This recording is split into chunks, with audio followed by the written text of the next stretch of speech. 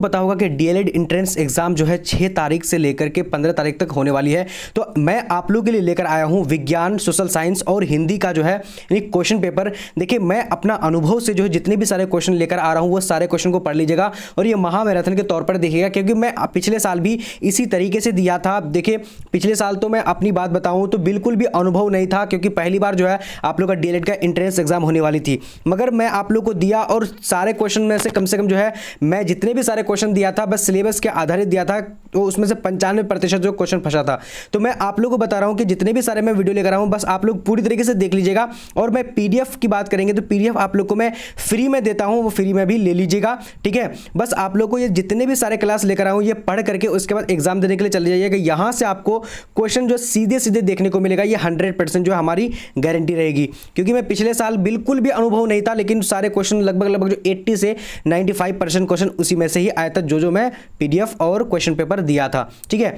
तो चलिए सबसे पहला क्वेश्चन देखते हैं। यहाँ पर क्या बोला जा रहा है, कह रहा है कि लेंस की क्षमता का एसआई मात्रक क्या होता है। तो देखिए, ये क्वेश्चन जब भी मैं पढ़ा रहा हूं आप लोग को ये वीवीआई देख लीजिएगा, क्योंकि वीवीआई क्वेश्चन है और ये लगभग एग्जाम में आएंगे चांसेस है पूरा, ठीक है। तो डायरेक्टर करेक्ट आंसर की बात करेंगे तो ए नंबर राइट हो जाएगा, ठीक है। चलिए अब अगला क्वेश्चन देखिए क्या बोला जा रहा है, फटाफट से दूसरा नंबर देखिए क्या बोला जा रहा है कि प्रकाश की किरणें के समूह को कहते हैं। तो प्रकाश की किरणें के समूह को क्या कहते हैं प्यारे बच्चों, तो फटाफट से आप लोग को जवाब देने हैं। तो यहाँ पर देखिए किरण पुंज कहते हैं। देखिए, आप लोगों को तो अभी जो डीएलएड एंट्रेंस का तैयारी करा रहा हूँ, ठीक है, ये तो आप लोग का कुछ भी नहीं है। अभी तो समझे कि अभी आप लोग यानी नदी में पैर ही दिए हैं, लेकिन अब जब डीएलएड की तैयारी करेंगे उसका सीटेट की तैयारी करेंगे तो सीटेट की जो कंप्लीटली तैयारी है 100% आप लोग का तैयारी कराऊंगा। और वो भी जो है इजीली आप लोग जो 100 मार्क्स जो है इजीली ला सकते हैं। बस आप लोगों को क्या करना पड़ेगा कि इस चैनल को सब्सक्राइब करके बेल आइकन को प्रेस कर लीजिएगा और हमारे साथ बने रहिएगा। व्हाट्सएप ग्रुप का लिंक जो है डिस्क्रिप्शन बॉक्स में दे दिया हूं, टेलीग्राम का ग्रुप का जो लिंक जो डिस्क्रिप्शन बॉक्स में दे दिया हूं, टेलीग्राम में आप लोग ज्वाइन हो जाइएगा, ठीक है। और पीडीएफ फ्री जो है वहीं पर मैं दे देता हूं आप लोगों को, ठीक है, बिल्कुल फ्री में देता हूं। अभी एक भी जो है यानी पैसे नहीं। बहुत सारे स्टूडेंट जो है आज मुझे कमेंट कर रहे थे कि सर आप एप्लीकेशन को डाउनलोड करवा रहे हैं और एप्लीकेशन में पैसे लेकर के लेने का दिल है क्या आप लोगों को, आपको। तो देखिए, मैं कहना चाहूँगा बिल्कुल यार, मैं फ्री में बिल्कुल एक भी पैसा नहीं लूँगा और जितने भी सारे पीडीएफ मैं आप लोग को दे रहा हूँ बिल्कुल फ्री दूंगा, ठीक है। चलिए अब अगला देखिए क्वेश्चन नंबर क्या है, तीसरा नंबर।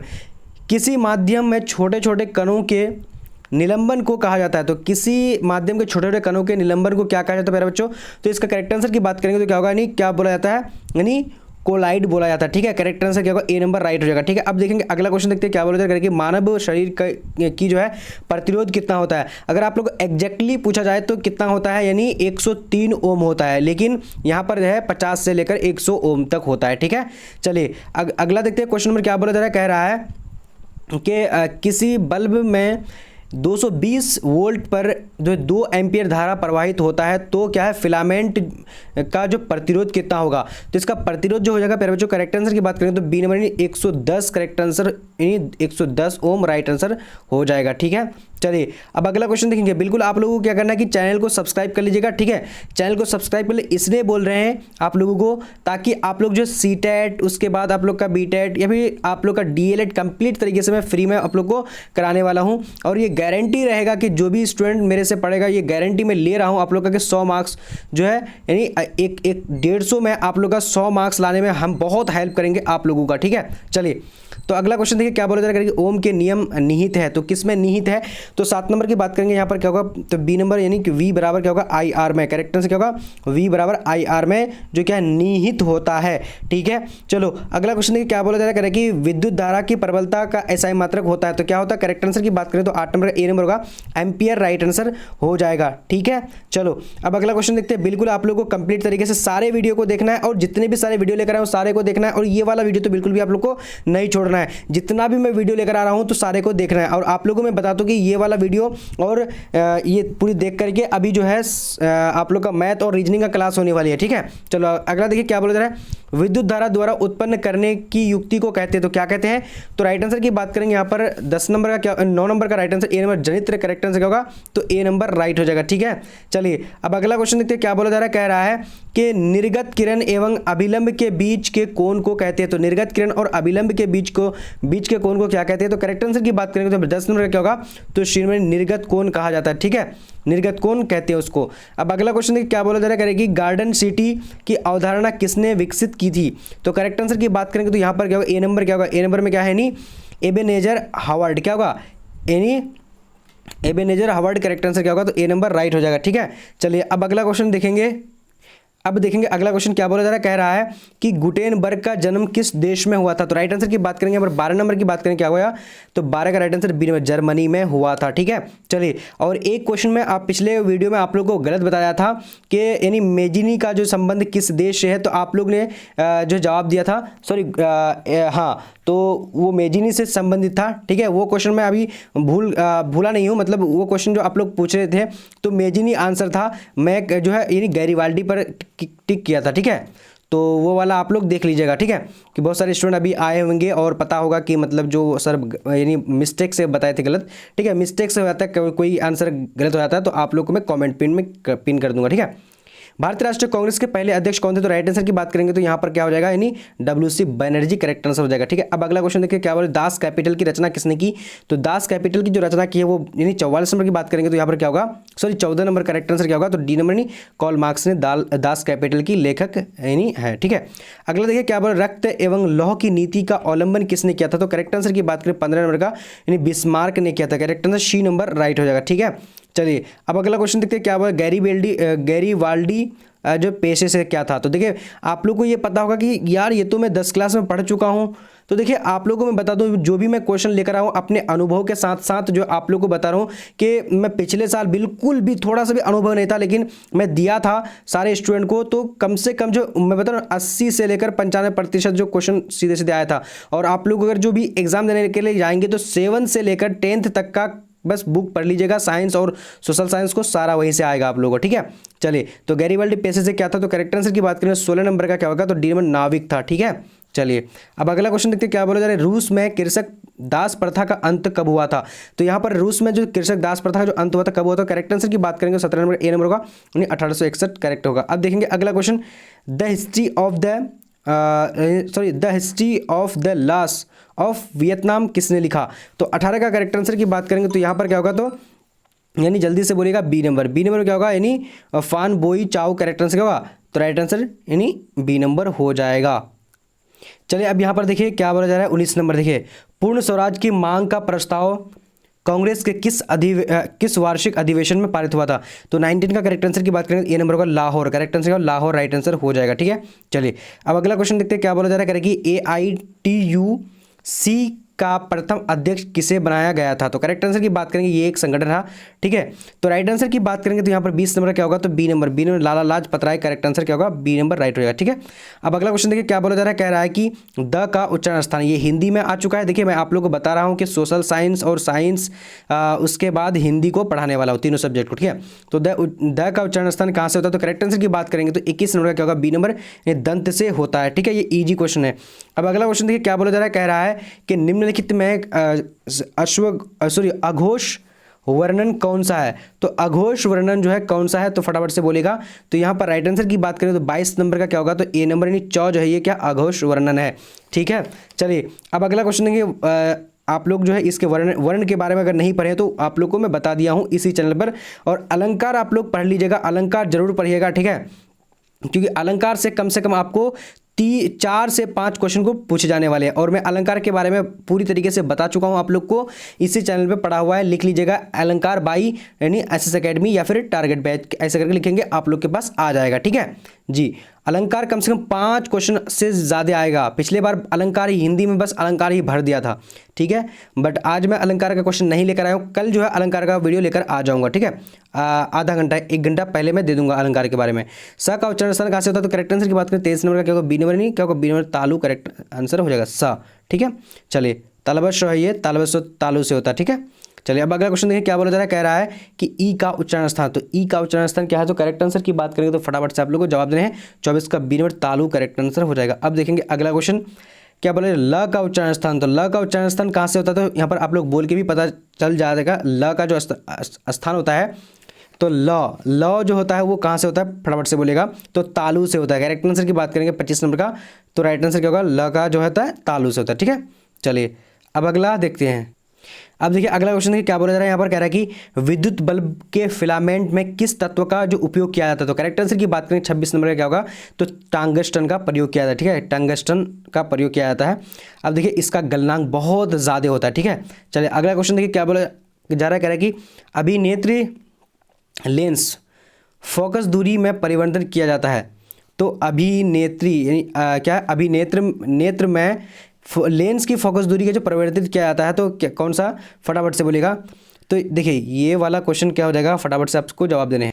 तो इसका करेक्ट आंसर की बात करेंगे तो सी नंबर हो जाएगा, यानी क्या होगा, यानी पक्षमा भी मांसपेशियों द्वारा जो है क्या होगा, अभिनेत्र लेंस का जो फोकस दूरी को परिवर्तित किया जाता है। तो करेक्ट आंसर की बात करेंगे तो सी नंबर राइट होगा। ठीक है, अब अगला क्वेश्चन देखते हैं क्या बोला जा रहा है, कि अवक्षेपण अभिक्रिया किस प्रकार का यानी किस प्रकार का लवण जो है प्राप्त होता है। तो अवक्षेपण अभिक्रिया से किस प्रकार का जो है लवण प्राप्त होता था। तो ये करेक्ट आंसर की बात करें तो 28 करेक्ट आंसर बी नंबर अविलेय करेक्ट आंसर हो जाएगा। ठीक है, चलिए अब अगला क्वेश्चन देखते हैं क्या बोला जा रहा है, फटाफट से आप सबको देखने कह रहे कि बैंकिंग सोडा का रासायनिक सूत्र क्या है। तो बैंकिंग सोडा का रासायनिक सूत्र की बात करेंगे तो 29 का करेक्ट आंसर बी नंबर होगा, यानी sodium hydrogen carbonate. Sodium hydrogen carbonate correct answer B number right answer हो जाएगा। ठीक है, देखिए अभी जो हमें आप लोग को एक तरह का मैं रट्टा मार रहा हूँ। ठीक है, ये आप लोग भी जान रहे होंगे कि रट्टा सर मरा रहे हैं, बिल्कुल भी थोड़ा सा भी नहीं समझा रहा हूँ।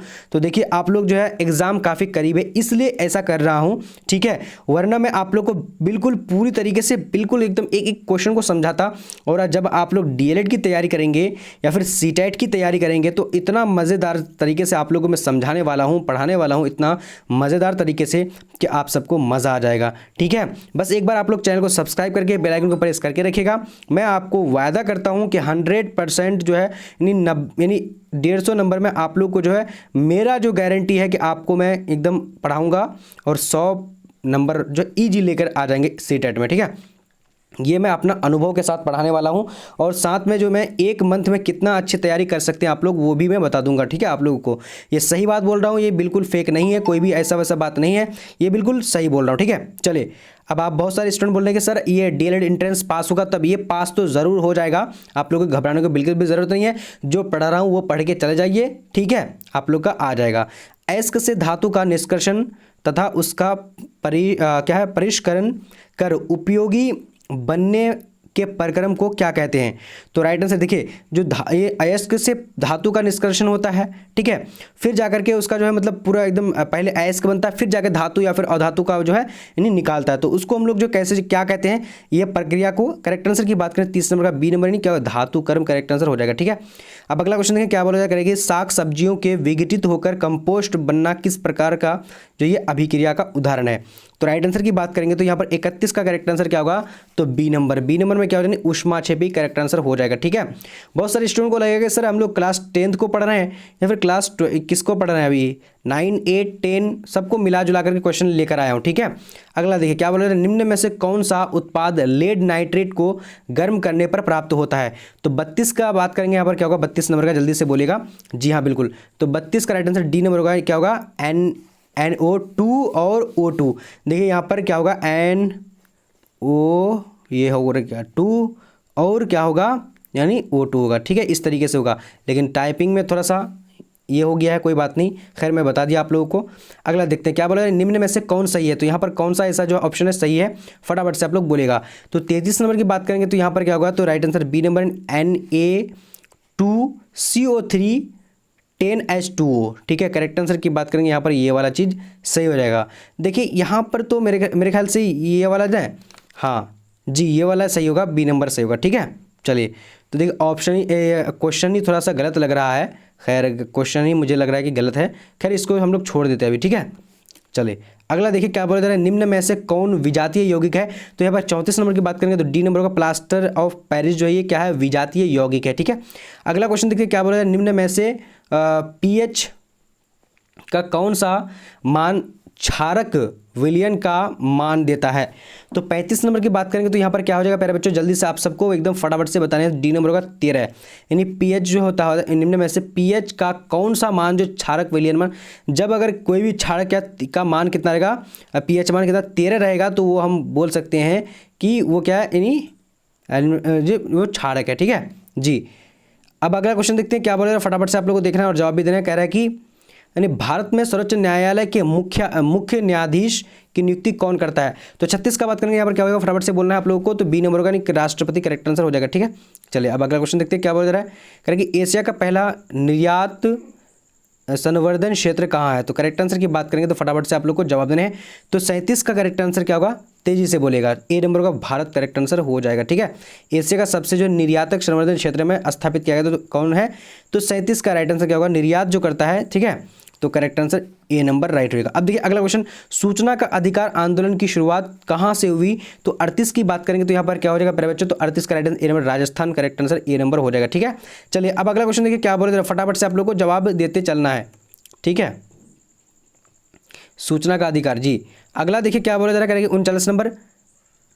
चलिए 39 कह रहा है कि बिहार के किस जिले का प्रति व्यक्ति आय सर्वाधिक है? तो 39 का करेक्ट आंसर क्या होगा? नहीं, प्रति व्यक्ति सर्वाधिक पटना का है। ठीक, बिहार में सबसे ज़्यादा अगर बात करेंगे तो पटना का है। उसके बाद जो है जो अगला इसका है, सबसे ज़्यादा जो है पटना का ही सबसे ज़्यादा क्या है? नगरीय लोग है। ठीक है, और ग्रामीण और अलग जिला में सड़क ग्रामीण मिलता है। ठीक है, अगला देखिए 40 नंबर क्वेश्चन क्या बोले, वैश्वीकरण के प्रमुख अंग कितने हैं? तो करेक्ट आंसर 40 नंबर का क्या हो जाएगा?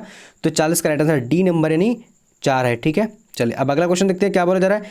स्वर्ण भूषणों की परिशुद्धता को सुनिश्चित करने के लिए किस मान्यता प्राप्त चिन्ह का होना आवश्यक है? तो यहाँ पर करेक्ट आंसर क्या होगा? 41 का। तो 41 का राइट आंसर बी नंबर क्या होगा? हॉलमार्क का जो है प्रयोग किया जाता है। ठीक है, चलिए इसको स्क्रीनशॉट करके भी रख लीजिएगा। अगर आप लोग को पूरा अच्छे तरीके से समझ में नहीं आया तो दोबारा तिबारा पढ़िएगा, समझ में आ जाएगा। अब देखिए, फूट डालो और राज करो की नीति अपनाई थी, तो किसने अपनाई थी? तो करेक्ट आंसर की बात करेंगे तो यहाँ पर राइट आंसर ए नंबर होगा, अंग्रेजों ने। ठीक है, चलिए अब अगला क्वेश्चन देखते हैं क्या बोलते हैं। जलियांवाला बाग हत्याकांड जांच करने के लिए सरकार ने किस समिति का गठन किया था? तो यहाँ पर राइट आंसर क्या होगा? 43 नंबर का करेक्ट आंसर जो ए नंबर यानी हंटर समिति, करेक्ट आंसर क्या? हंटर समिति हो जाएगा। अगला देखिए, साक का अर्थ क्या होता है? तो साक का जो अर्थ होता है प्यारे बच्चों क्या हो जाएगा? जल्दी से बोलेगा।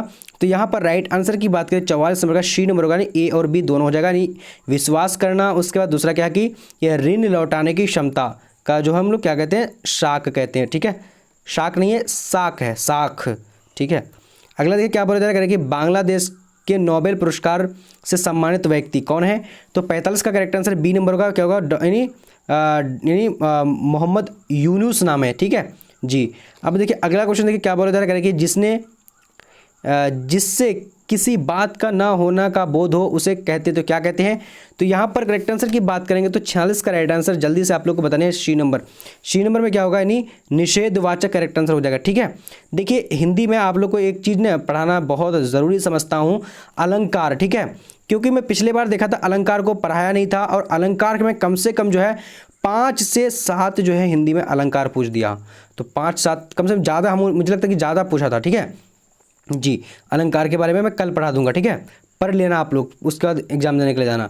फल्गुन शब्द है तो क्या है? तो 47 का करेक्ट आंसर की बात करें ए नंबर क्या होगा? तत्सम करेक्ट आंसर हो जाएगा। ठीक है, चलिए अगर आप लोग अच्छे तरीके से अपना भविष्य को उज्जवल करना चाहते हैं तो चैनल को सब्सक्राइब कर लीजिए। और मैं बता दूं कि यानी डीएलएड के साथ साथ जो सीटेट जो आप लोग करिएगा वो चीज़ का तैयारी के लिए मैं आप लोग बहुत ज़्यादा जो है सहायक जो है ये चैनल होगा।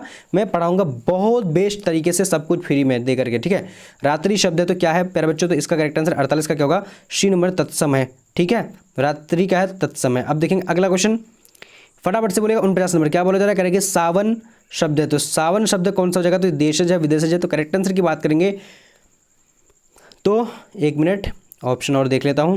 तो सावन शब्द जो है प्यारे बच्चों इसका राइट आंसर क्या होगा? तो ये तद्भव है। सावन क्या है? तद्भव है। ठीक है, चलिए अब अगला क्वेश्चन देखते हैं क्या बोल रहे हैं। आंसू शब्द है, तो आंसू कौन सा शब्द है? तो करेक्ट आंसर की बात करें 50 नंबर का तो बी नंबर होगा, तद्भव शब्द है। क्या है? तद्भव शब्द है। ठीक है, चलिए अब अगला देखिए, हीलियम कैसा तत्व है? तो हीलियम जो है कैसा तत्व है? तो करेक्ट आंसर क्या होगा? ए नंबर। ए नंबर में क्या हो जाएगा? यानी क्या है? हीलियम जो है अक्रिय तत्व है। ठीक है, अक्रिय, एक होता है सक्रिय, एक होता है यानी अक्रिय, इसको निष्क्रिय भी बोल सकते हैं। एक होता है क्रियाशील या फिर उदासीन। ठीक है, तो ये क्या अक्रिय, हीलियम जो है क्या है? अक्रिय है। ठीक है, चलिए अब देखिए अगला क्वेश्चन। अब यहाँ देखिए अगला क्वेश्चन, देखिए क्वेश्चन नंबर हमारे पास यहाँ पर आ चुके हैं।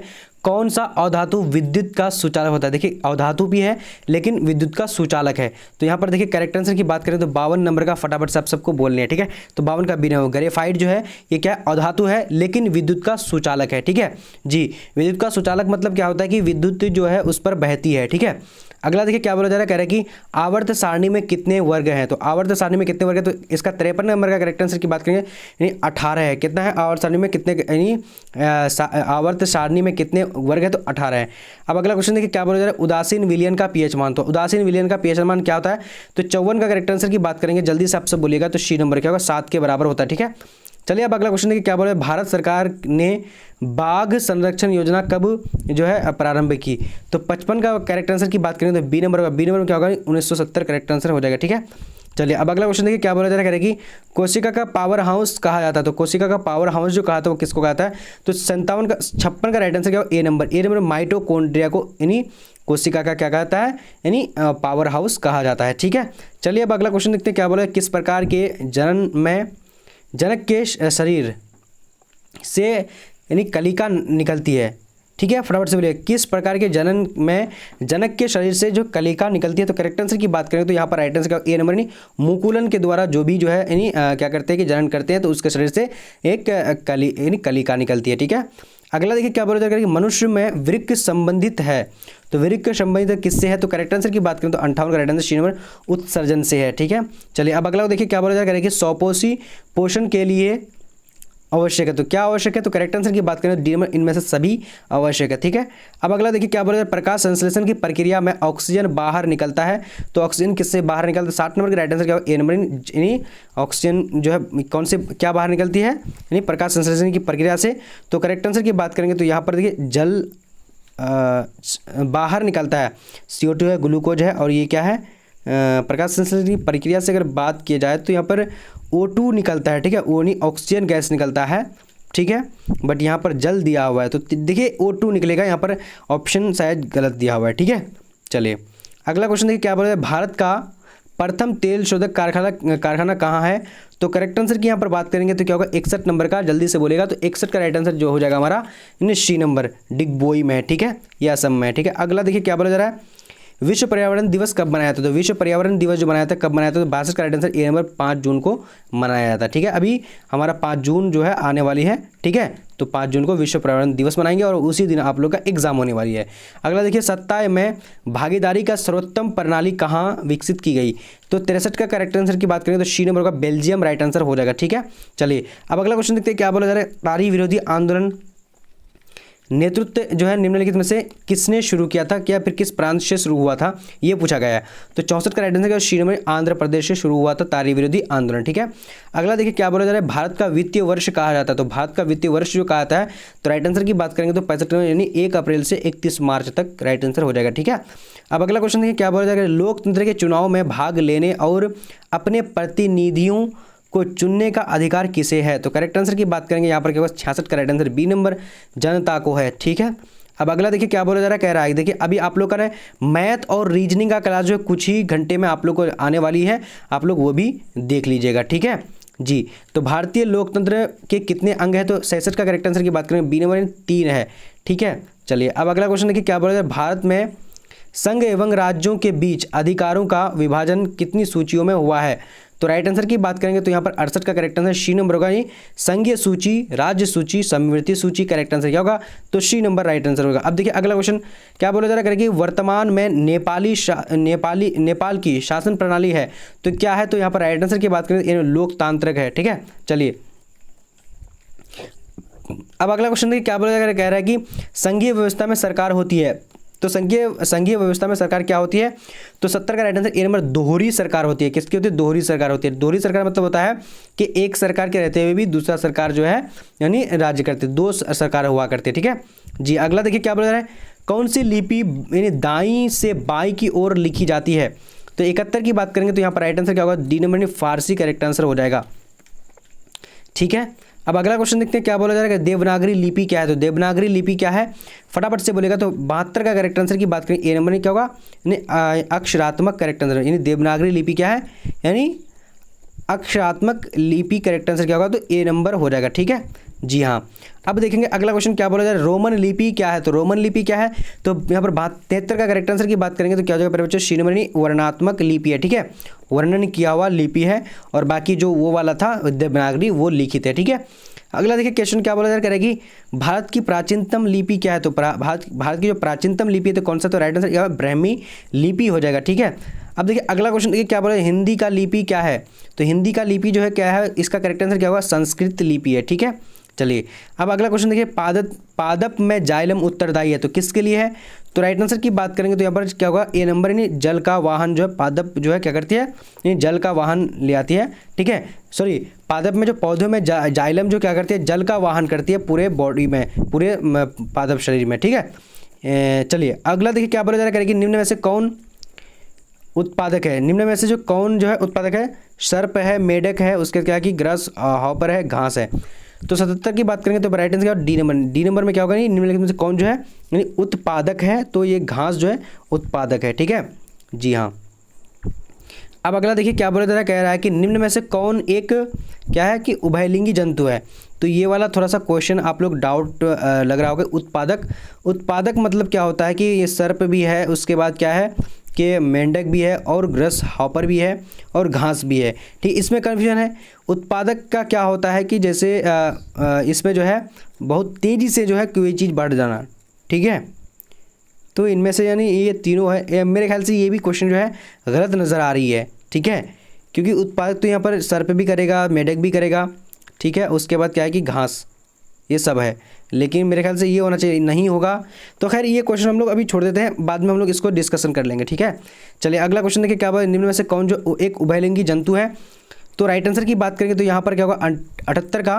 तो 78 की बात करेंगे तो क्या होगा, ए नंबर, यानी केचुआ जो है क्या है, उभयलिंगी जंतु है, ठीक है। चलिए अब अगला क्वेश्चन देखिए, यानी क्या है, पुष्पी पौधों में लैंगिक जनन होता है। तो पुष्पी पौधों में लैंगिक जनन होता है तो किसके द्वारा, फटाफट से बोलिएगा, यानी कौन सा ऐसा जंतु है, ठीक है।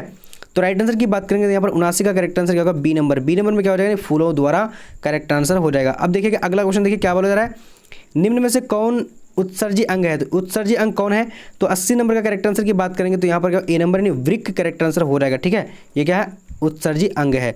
अब अगला देखिए, धारा मापने के यंत्र को कहते हैं तो क्या कहते हैं। तो राइट आंसर की बात करें तो 81 का करेक्ट आंसर जो हो जाएगा यहाँ पर ए नंबर का, आमीटर कहते हैं उसको, ठीक है।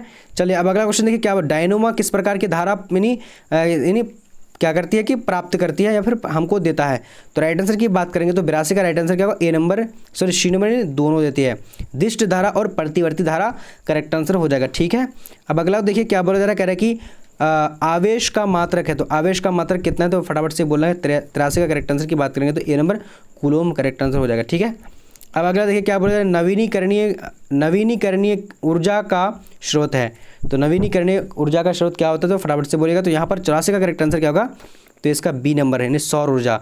नवीकरणीय संसाधन उसको बोलेंगे या फिर ऊर्जा उसको बोलेंगे जो कभी जो है खत्म ना हो, वो प्रकृति पर निर्भर है, ठीक है। और अनवीकरणीय जो मानव निर्मित होता है, ठीक है, उसको बोलेंगे और ख़त्म हो जाने वाली है, ठीक है। अगला देखिए क्या बोला जा रहा है, कह रहा है कि एक साधारण प्रिज्म कितने सतहों से घिरा होता है। तो 85 का करेक्ट आंसर की बात करेंगे तो बी नंबर होगा, यानी 4 प्रिज्मों से घिरा होता है। अब अगला देखिए, काली मृदा का दूसरा नाम क्या है। तो राइट आंसर की बात करेंगे तो यहाँ पर बी नंबर। बी नंबर में क्या हो जाएगा, यानी रेगूर, ठीक है। काली मृदा का नाम क्या है, तो रेगूर भी नाम है। अब देखेंगे अगला क्वेश्चन 87 को देखेंगे क्या बोला जा रहा है, कह रहा है कि भारत के किस राज्य में वन का सबसे अधिक विस्तार है। तो राइट आंसर की बात करेंगे तो सी नंबर होगा। सी नंबर में क्या है, नहीं मध्य प्रदेश करेक्ट आंसर हो जाएगा। अब देखिए अगला क्वेश्चन देखिए क्या बोला है, किस राज्य में खनिज तेल का विशाल भंडार है। तो किस राज्य में खनिज तेल का विशाल भंडार है। तो राइट आंसर की बात करेंगे तो यहाँ पर 88 का right answer A number, Assam correct answer हो जाएगा। अब देखेंगे अगला क्वेश्चन क्या बोला जा रहा है, करेगी इनमें कौन उपभोक्ता है। तो इनमें कौन जो है उपभोक्ता है। तो करेक्ट आंसर की बात करेंगे तो यहाँ पर 89 का राइट आंसर क्या होगा, जल्दी से बोलिए, डी नंबर, चीनी जो है क्या है, उपभोक्ता है, ठीक है। चलिए अगला क्वेश्चन देखिए क्या बोला जा रहा है, कह रहा है कि नागपुर सड़क योजना के अंतर्गत सड़कों को कितने भागों में बांटा गया है। तो ये दोबारा मैं रिपीट कर रहा हूँ ये क्वेश्चन को इसलिए क्योंकि इंपॉर्टेंट है, 4 करेक्ट आंसर हो जाएगा, ठीक है। चलिए अब अगला देखिए क्या बोला जा रहा है, 1971 ईस्वी में आम चुनाव में सत्तारूढ़ कांग्रेस का नारा डैश ने दिया, किसने दिया था। तो करेक्ट आंसर की बात करें, देखिए यानी जो 1971 के आम चुनाव में जो क्या सत्तारूढ़ कांग्रेस का डैश का नारा दिया था, कौन सा नारा दिया था। तो 91 करेक्ट आंसर की बात करेंगे तो यहाँ पर क्या हो जाएगा, तो ए नंबर, गरीबी हटाओ का नारा दिया था। फिर जाकर ये नारा जो है काफ़ी जो है मतलब प्रभाव साबित हुआ और इसी से जो है यानी इंदिरा गांधी जीता था, ठीक है। अगला देखिए, नरेगा कार्यक्रम के नाम के साथ किस व्यक्ति का नाम जुड़ा है। तो यहाँ पर राइट आंसर की बात करेंगे तो क्या होगा, 92 का right answer D number Mahatma Gandhi correct answer हो जाएगा। अब देखेंगे अगला क्वेश्चन, भारत में योजना आयोग का गठन कब किया गया? तो राइट आंसर की बात करेंगे तो यहाँ पर क्या हो जाएगा, तो 93 का करेक्ट आंसर ए नंबर यानी 15 मार्च 1950 करेक्ट आंसर हो जाएगा। अब देखेंगे अगला क्वेश्चन, प्लास्टिक मुद्रा है तो प्लास्टिक मुद्रा क्या है, तो फटाफट से बोलेगा। तो यहाँ पर राइट आंसर 94 करेक्ट आंसर क्या होगा, ए नंबर एटीएम जो है प्लास्टिक मुद्रा है। ठीक है, चलिए अब अगला देखेंगे क्वेश्चन नंबर क्या बोला जाएगा कि भारत के वित्तीय राजधानी किस शहर को कहा जाता है? तो यहाँ पर 95 करेक्ट आंसर क्या बात करेंगे तो ए नंबर मुंबई राइट आंसर हो जाएगा। ठीक है, चलिए अब अगला देखिए, फटाफट से आप लोग चैनल को सब्सक्राइब कर लीजिए। ठीक है, अगला देखिए क्या बोला जा रहा है, पुस्तक यानी संज्ञा, तो कौन सा संज्ञा? तो यहाँ पर राइट आंसर की बात करेंगे तो क्या होगा, जातिवाचक है। ठीक है, जितने भी इंपॉर्टेंट है सारे मैं दोबारा से आप लोग पढ़ा रहा हूँ और पढ़ भी लीजिएगा। कुर्सी शब्द संज्ञा, तो कुर्सी शब्द संज्ञा कौन सा? तो यहाँ पर राइट आंसर की बात करें 97 का राइट आंसर बी नंबर होगा यानी जातिवाचक संज्ञा है। ठीक है, चलिए अब अर्थ के विचार से संज्ञा के कितने प्रकार हैं?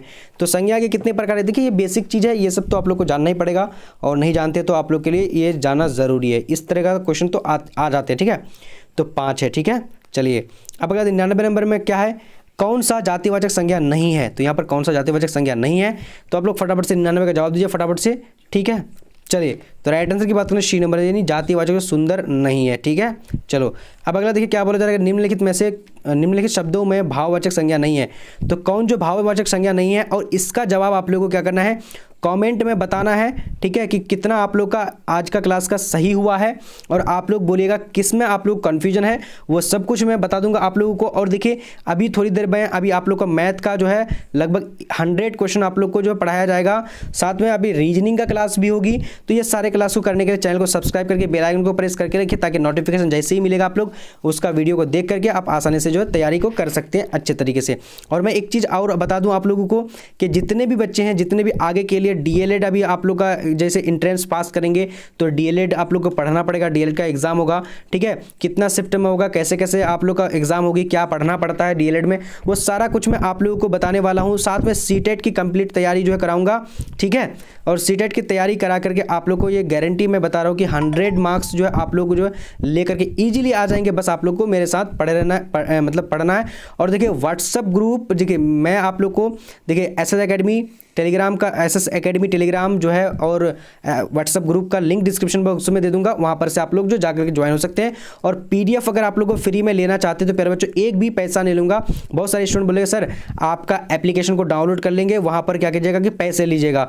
तो मैं आप लोग को बता रहा हूँ कि एप्लीकेशन डाउनलोड कीजिए और वहाँ पर कोर्स जो है कोर्स को जाकर के आप लोग क्या कीजिएगा, देखिए बिल्कुल फ्री में सारा कंटेंट आप लोग को फ्री में दूंगा, एक भी पैसा आप लोग को नहीं देना पड़ेगा। ठीक है, बिल्कुल फ्री ऑफ कॉस्ट है।